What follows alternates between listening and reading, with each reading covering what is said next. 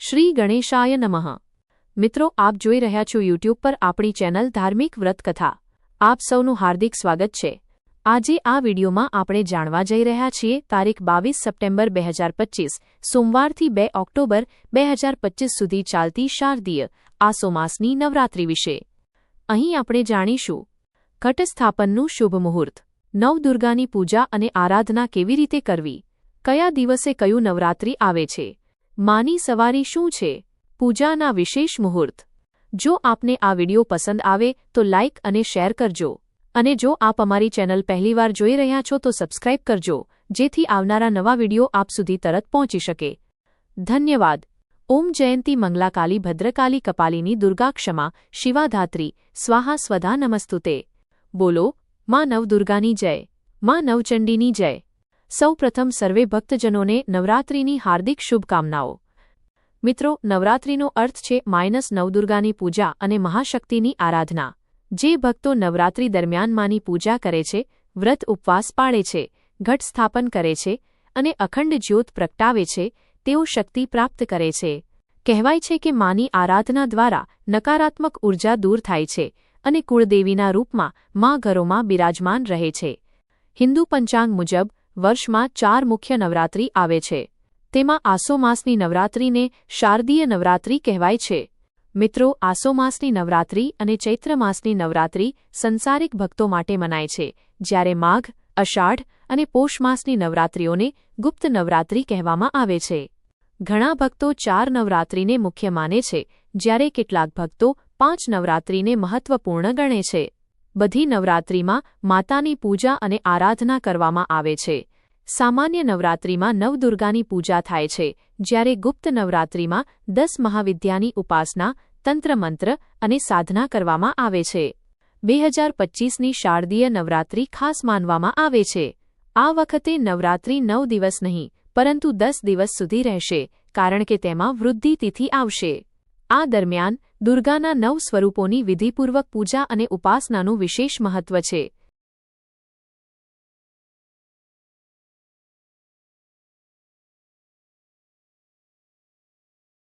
હવે જાણીએ કે આ શારદીય નવરાત્રિ ક્યારે શરૂ થાય છે અને ઘટ સ્થાપન, કલશ સ્થાપન ક્યારે કરવું।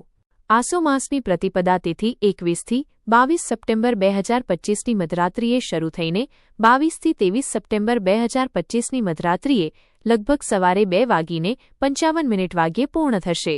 ઉદય તિથિ પ્રમાણે એકમની તિથિ આખો દિવસ રહેશે, એટલે નવરાત્રિનો પ્રારંભ 22 સપ્ટેમ્બર 2025 સોમવારથી થશે। આ દિવસે કુંભસ્થાપન, ઘટ સ્થાપનનું શુભ મુહૂર્ત છે, વહેલી સવારે 6 વાગ્યાથી સવારે 8 વાગ્યા સુધી। જો ભક્તો સવારે સ્થાપન ન કરી શકે તો તેઓ બપોરે અભિજીત મુહૂર્તમાં કરી શકે છે।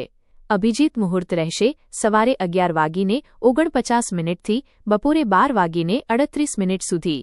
દેવી ભાગવતમાં કહેવામાં આવ્યું છે, શશી સૂર્ય ગજારૂઢ શનિ ભૌમ તુરંગ મેં, ગુરુ શુક્રેચ દોલાયામ બુદ્ધે નૌકાયા સ્થિતઃ। શ્રીમદ દેવી ભાગવત મહાપુરાણમાં આ શ્લોક મળ્યો છે। પ્રકીર્તિતા ફલં ગજે જલદા દેવી છત્રભંગ, તુરંગમે નૌકાયા સર્વસિદ્ધિ સ્યાત દોલાયા મરણમ ધ્રુવમ। આ શ્લોક અનુસારમાં દુર્ગાજીનું આગમન કે પ્રસ્થાન કયા દિવસે થાય છે અને કયા વાહન પર સવાર થાય છે તેનું વર્ણન કરવામાં આવ્યું છે। અઠવાડિયામાં 7 દિવસ હોવાથી નવરાત્રિ કયા દિવસે શરૂ થાય છે તે આધારે માની સવારી નક્કી થાય છે। જો નવરાત્રિ સોમવાર કે રવિવારે શરૂ થાય તો માં હાથી ગજ પર સવાર થાય છે। જો નવરાત્રિ શનિવાર કે મંગળવારે શરૂ થાય તો માં ઘોડા તુરંગ પર સવારી કરે છે। જો નવરાત્રિ ગુરુવાર કે શુક્રવારે શરૂ થાય તો માં ડોલી પાલકીમાં સવારી કરે છે, અને જો નવરાત્રિ બુધવારે શરૂ થાય તો માં નૌકા હોડી પર સવાર થાય છે। 2025ની શારદીય નવરાત્રિ 22 સપ્ટેમ્બર સોમવારે શરૂ થતી હોવાથી આ વર્ષે માતા હાથી પર સવાર થઈને આવવાના છે। હાથી લક્ષ્મીજીનું વાહન છે અને સમૃદ્ધિ, આનંદ અને શાંતિનું પ્રતીક છે, એટલે આ વર્ષે માં ભક્તોની મનોકામનાઓ પૂર્ણ કરશે, સુખ સમૃદ્ધિ વધશે અને વર્ષ દરમિયાન વરસાદ, અન્ન જળ પણ સારું મળશે। હવે જાણીએ 2025ની શારદીય નવરાત્રિના દિવસવાર કાર્યક્રમ। 22 સપ્ટેમ્બર 2025 સોમવાર પ્રતિપદા એમમાં શૈલપુત્રીની પૂજા। 23 સપ્ટેમ્બર 2025 મંગળવાર દ્વિતીયા માં બ્રહ્મચારિણીની પૂજા।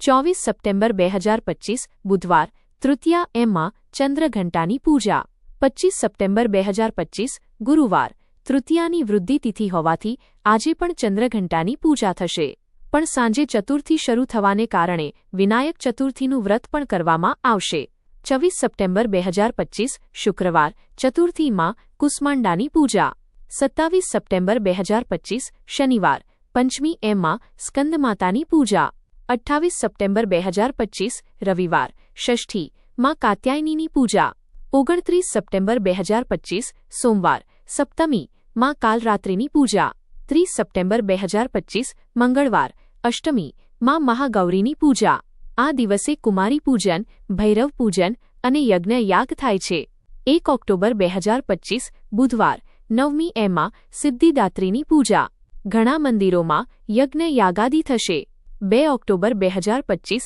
ગુરુવાર દશમી દશેરાનો ઉત્સવ દુર્ગા વિસર્જન અને ઘટ વિસર્જન થશે નવરાત્રી દરમિયાન ભક્તો ઘટ સ્થાપન કરે છે અને અખંડ જ્યોત પ્રગટાવે છે ઘટ સ્થાપન માટે પાટલા કે વાસણ ઉપર લાલ કે પીળું વસ્ત્ર પાથરી દેવામાં આવે છે અનાજની ઢગલી કરવામાં આવે છે અને તેના ઉપર માનું ચિત્ર કે મૂર્તિ સ્થાપિત કરવામાં આવે છે તેની બાજુમાં કુંભ ઘટ સ્થાપિત કરીને માતાની પૂજા આરાધના શરૂ થાય છે ભક્તો ઘટ સ્થાપન માટે ડાબી બાજુ જગ્યા શુભ માનવામાં આવે છે એક કળશમાં 7 પ્રકારના અનાજ મૂકવામાં આવે છે કળશ પર 5 પલ્લવ નાગરવેલ આસોપાલવ અથવા અન્ય વૃક્ષના પાંદડા રાખવામાં આવે છે કળશ પર એક શ્રીફળ મુકાય છે જેને મોળી કે ચૂંદડીથી વીંટાળવામાં આવે છે કળશમાં રૂપિયા પૈસા દુર્વા અક્ષત ચોખા પાન સોપારી વગેરે સામગ્રી રાખવામાં આવે છે સૌપ્રથમ માતાજીની સ્થાપના કરવામાં આવે છે ત્યારબાદ ભગવાન શ્રી ગણેશજીનું સ્મરણ કરીને અનાજની ઢગલી બનાવી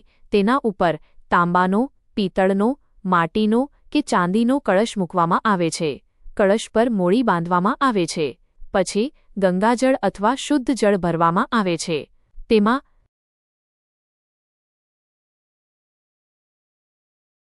સોપારી દુર્વા અક્ષત કમળ કાકડી વગેરે મૂકવામાં આવે છે તેની ઉપર 5 પલ્લવ રાખીને વીંટાળેલું શ્રીફળ મુકાશે જે માતાજીનું પ્રતીક માનવામાં આવે છે બાદમાં કળશને પુષ્પહાર પહેરાવવામાં આવે છે અને માતાજીની પૂજા ધૂપ દીપ અને નૈવેદ્યથી કરવામાં આવે છે માની મૂર્તિની બાજુમાં અખંડ જ્યોત પ્રગટાવવામાં આવે છે તે 9 દિવસ સુધી સતત પ્રગટતી રહે એ માટે લાંબી વાટ બનાવવામાં આવે છે અડધા હાથ જેટલી જ્યોત માટે શુદ્ધ ઘી શ્રેષ્ઠ છે જો ન મળે તો તલનું તેલ સરસવનું તેલ અથવા નાળિયેરનું તેલ પણ ઉપયોગી છે પૂજા શરૂ કરતી વખતે સંકલ્પ લેવો જોઈએ હે માતાજી આ 9 દિવસ સુધી હું સ્થાપન કરીને અખંડ જ્યોત પ્રગટાવીશ દશેરાના દિવસે વિસર્જન કરીશ પૂજા દરમિયાન કોઈ ભૂલ થાય તો ક્ષમા કરશો ઘટ સ્થાપન કરવાથી ભગવાન શ્રી ગણેશજી સાથે માતાજીની કૃપા પણ પ્રાપ્ત થાય છે અને ઘરમાં સુખાકારી રહે છે સામાન્ય રીતે ઘટ સ્થાપન ઈશાન કોણ પૂર્વ ઉત્તર ખૂણોમાં કરવું શુભ માનવામાં આવે છે અખંડ જ્યોત પ્રકાશનું પ્રતીક છે અને તેને માનું સજીવ સ્વરૂપ માનવામાં આવે છે ઘણા ભક્તો પોતાના ઘરના મંદિરમાં જ માની પૂજા કરે છે તો ઘણા ભક્તો અલગ જગ્યા બનાવીને પણ સ્થાપન કરે છે જે રીતે શ્રદ્ધા હોય એ રીતે ભક્તો વ્રત પાડે છે વ્રતનો સંકલ્પ સવારે લેવો જોઈએ 9 દિવસ સુધી ઉપવાસ રાખી શકાય છે અથવા જે ભક્તો ઉપવાસ ન કરી શકે તેઓ એક સમય ભોજન સાંજે આરતી બાદ કરી શકે છે દરરોજ ધૂપ દીપ અને આરતી કરવી જોઈએ નવરાત્રિમાં ભક્તો ગરબા અને રાસ રમે છે ઘરમાં આરતી કરે છે સ્તુતિ વંદના કરે છે દેવી ભાગવત અથવા દુર્ગા સપ્તશતીનો પાઠ કરે છે તેમજ નવદુર્ગાની કથાઓ સાંભળે છે સ્ત્રીઓ જો માસિક ધર્મમાં હોય તો તે 4 દિવસ સુધી પૂજામાં ન આવે 5મા દિવસે શુદ્ધ થઈને પૂજન કરી શકે છે એ દિવસોમાં પરિવારના બીજા સભ્યો દ્વારા પૂજા કરવામાં આવે તો સારું નવરાત્રિની પૂજા અને ઉપાસનાથી ભક્તોમાં મહાશક્તિની કૃપા પ્રાપ્ત કરે છે શારીરિક અને માનસિક કષ્ટો દૂર થાય છે અને ભક્તજનોને નવી શક્તિ મળે છે મિત્રો આશા છે કે આપને આ માહિતી અને વિડિયો પસંદ આવ્યો હશે યા દેવી સર્વભૂતેષુ શક્તિરૂપેણ સંસ્થિતા નમસ્તસ્यै નમસ્તસ્यै નમસ્તસ્यै નમો નમઃ બોલો માં દુર્ગાની જય મિત્રો સાંભળવા માટે ખૂબ ખૂબ આભાર જય શ્રી કૃષ્ણ રાધે રાધે